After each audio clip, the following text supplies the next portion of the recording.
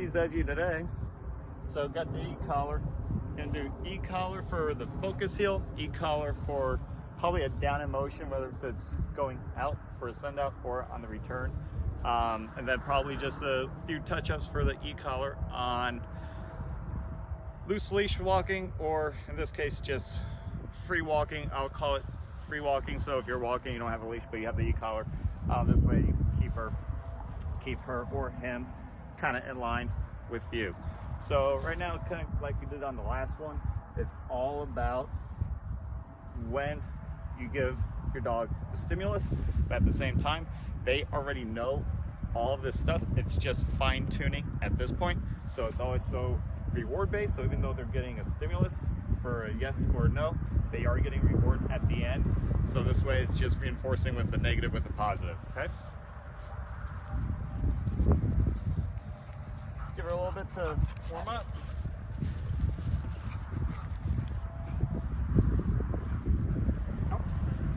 Because I'm purposely gonna get her worked up and get her in drive. Because that's when it really matters. Tired, boring dog is easy to train, but when they're in drive, that is when it matters.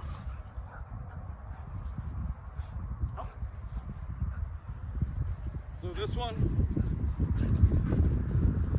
will be the focus heel. So just like before, just like before, I already did sync her up, so she's pretty good right now. So even though she's a little amped up, it's totally okay. I'm about on a 12 right now because it is cold. We're on grass. It's windy, so it's gonna be a little bit more. A lot of cars going by right now. That's why I'm all the way over here, just so you can hear me. I actually forgot my microphone. That's why I'm yelling.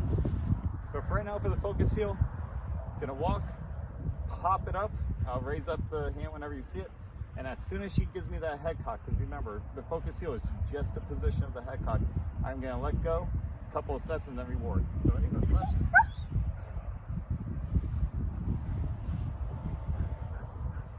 So contact, boost, yes.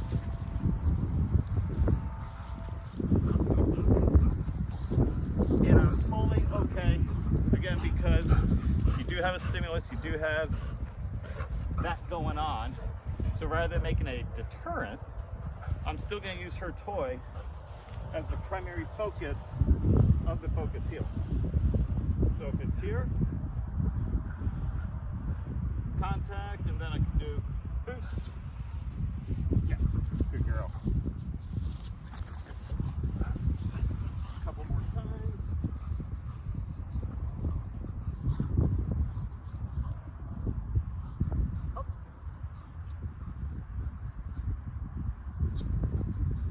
So contact and then boost.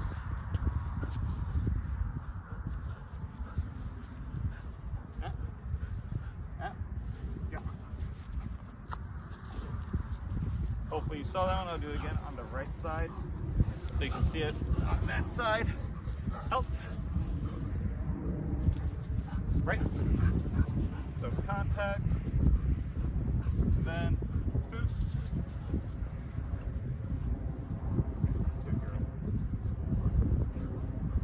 Kind of messed up on that one, but so what? Out. Get a relief. Go. Break it up.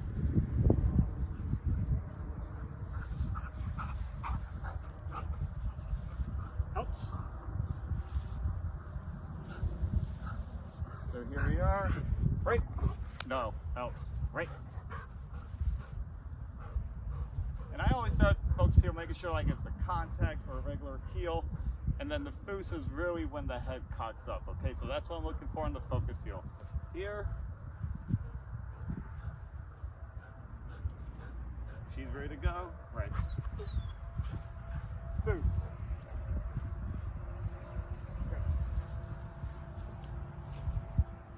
And I'll cap it on that one.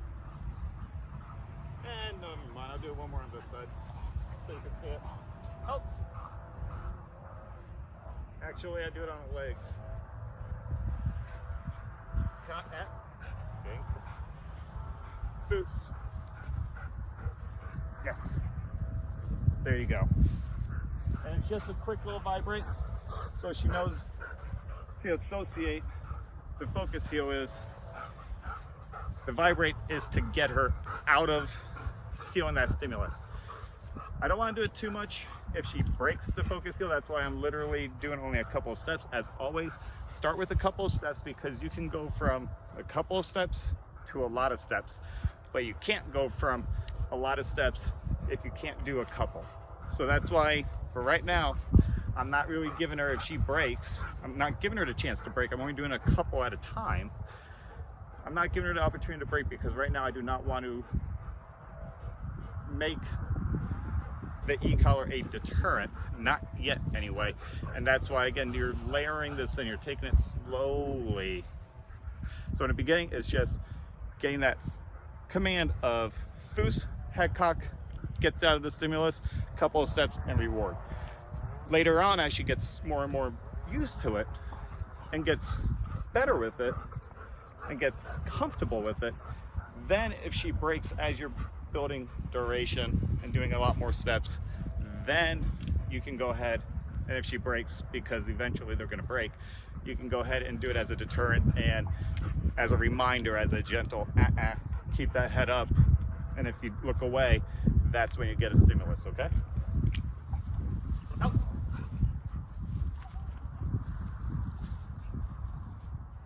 Now it'll be a down in motion. I actually like the down in motion with the e-collar a lot better than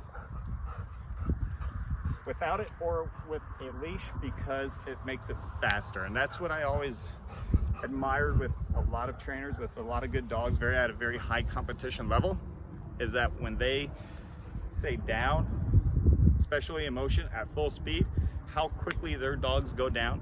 That's what I really admire, and that's where we want Ava to get to. And that's why I really liked it with the e-collar versus a leash, where there's a slight delay, especially at length, because if you got a long line, it takes a second to get the pop from you and all the way to the dog, whereas with the e-collar, it's very instantaneous. So I'll do it from this side. Oh.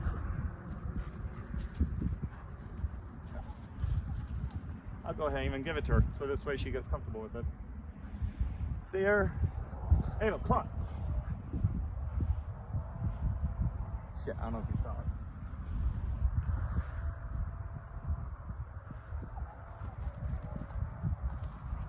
Go. Shouldn't see that. Ava, come on.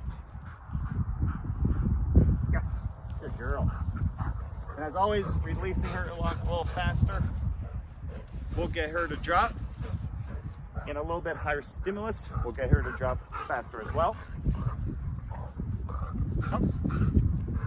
But if we're doing it down in motion, as if she is doing a focus heel and then dropping, it's the same thing. As soon as you say down, hit it. When she starts moving into the motion of the plots further down, that's when you release it. So, Ava, right? Plot. Yes. And because I don't want her to release forward,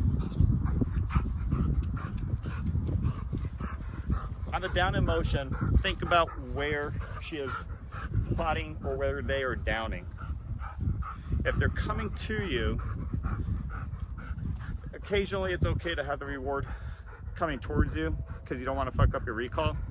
But at the same time, you don't want them to get edgy and start creeping forward more than they have to. So I prefer the lateral release of literally they go and it's pretty much on par, but just laterally of them, not to you, of the release. So this way they don't creep forward. Show you that one. So I got to walk her out there.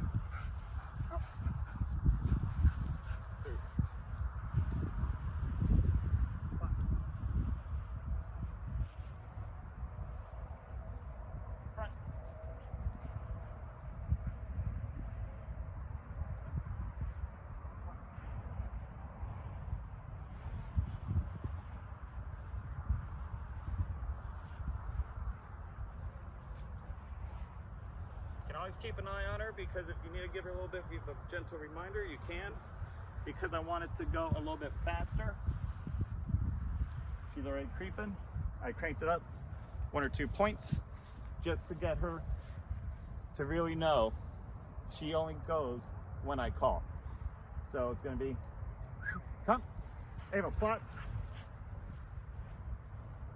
Yes. There you go. I gave it a extra beat, an extra second, just to reinforce the plots, because regardless of the speed of the plots or the down, I still want her to have a good duration of plots or down when I say it. Yes, speed going down into it is great, but at a certain point, if she can't keep that down, it doesn't really do you any good. Because you gotta remember, there's competition and then there's real life. So when you say down or plots, you say they go down in plots until you release them. Okay? Do it one more. I'll do down in motion on the way, and then the other way. You know what? I'll do it this way. Ava, left. Plots. There you go. And as always, if they're right next to me and I want them to stay, I start with the opposite foot. So she's right here. You can't see her, she's out of the frame. But my left arm is right here, but I'm gonna step first with the right leg to signify that she still has to stay down.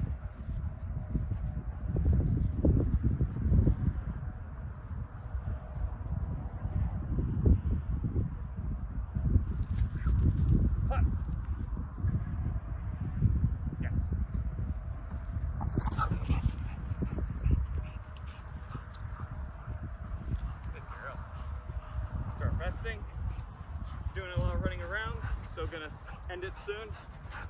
But for right now, she can hold her toy. I'll do kind of a free walk. The free walk is just mainly how much space you want to give your dog. Okay, so if it's 3 or 4 steps ahead of you, fine, but if they get anything more than that, go ahead, just like we talked about on the recall, on another video with the e-collar, go ahead and just tag them so that it brings them back. And again, you can give them treats. If you have treats, I encourage it. In this case, it's going to be your ball. So she gets too forward or gets too much in front of me, I'll just say heel until she starts moving into that heel, a few steps, and then I'll go ahead and release, and then it's just play after that. And with Ava, she can go left or right, but I'll keep her on the left. Just be consistent. Left, heel. Free walk. And of course, she wants to be on extra good behavior. Yes. You know, free walk traditionally means she can go wander 3 or 4, 5 spaces or whatever she wants, but you know, as always when I shoot one of these videos, she wants to be on the best behavior ever. It's like she knows when she's on camera. Free walk. Free dog. So just going around, not doing anything strategically. Yeah, she just stops there. Okay. And if you want to do it at a distance, sit.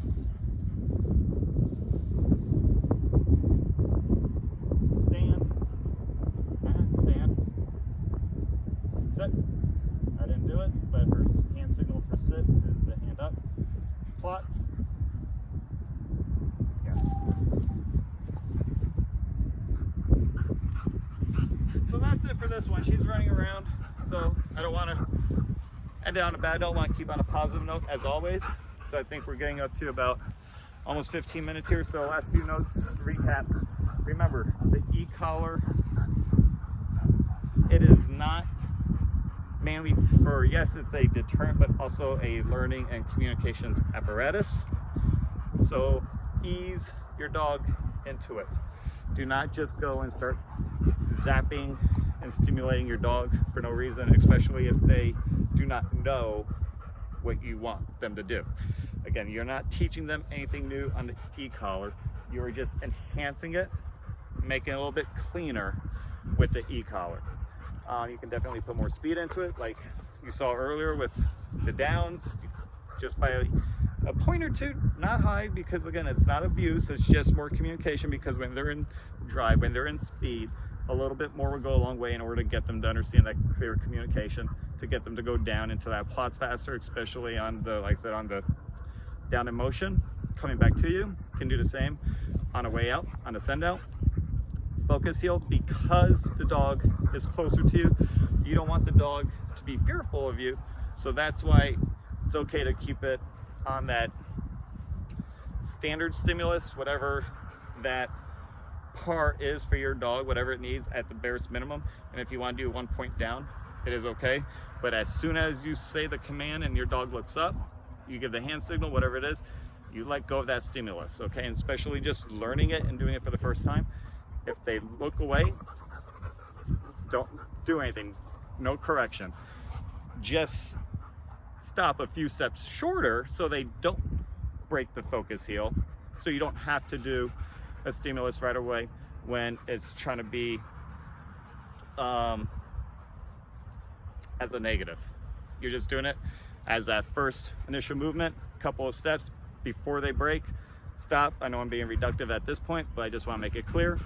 And then as the dogs get more comfortable, then you can go ahead and put it as a deterrent. If they look away, then you can do it as a gentle reminder, because I just don't want you guys to start so soon with the dog so close to you and they feel stimulus, and then next thing you know, they're scared to be around you. That's the last thing you want. So that's why I'm really urging you guys to start slowly, introduce it slowly, and really layer this into your training. But overall, the e-collar is a great tool when used properly, and that's what we want. And over time, the dog will be very excited to put it on, because then they know something good is coming, play is coming, and they're not, you know, running away from you when you try and put the e-collar on. In fact, it's the opposite. So just creating a stronger dog, stronger bond, very smarter dog, especially in drive. And that's the best thing you want, because that's where you always want to train, is in drive, because that's when it's the highest amount of emotion that your dog is displaying. So good luck. Talk to you next time. Hope you enjoyed. If you haven't already, please subscribe, and good luck. Talk to you next time. Done.